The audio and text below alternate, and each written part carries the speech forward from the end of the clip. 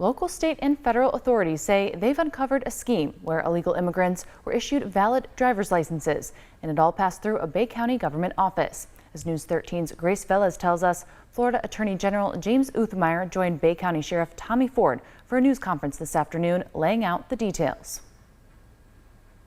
Public corruption brought Attorney General James Uthmeier to Bay County Thursday. Officials say 2 Bay County Tax Collector's Office employees were providing undocumented individuals driver's licenses in return for compensation. Evidence suggests that hundreds, if not more than 1,000 fraudulent driver's licenses were issued as part of this scheme.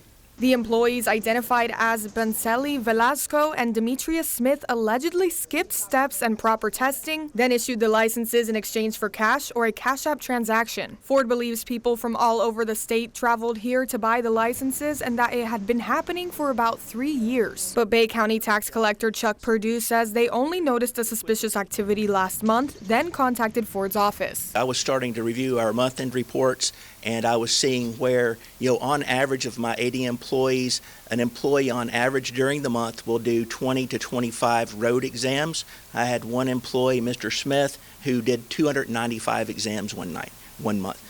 So those exams take about 20 minutes each. So doing the math, there's not that many work hours in the week, right? Bay County Sheriff Tommy Ford says the investigation has been ongoing for around a month, with the majority of headway being made on Wednesday. So far, there have been 8 arrests, and officials have seized around $120,000 from the illicit proceedings. Some of the arrests were individuals caught with the fraudulent licenses, and others were people acting as brokers. Officials cited the involvement of a Callaway business called Cuba Max. The investigation also led us to arrest 5 additional individuals who are acting as brokers running local businesses that claim to assist with immigration paperwork, but instead arranged illegal transactions and funneled aliens from as far away as Miami to obtain licenses fraudulently. Uthmeier and several others blamed the Biden administration for the illegal activity. I think today is yet another example of how the Biden border policy puts American families at risk.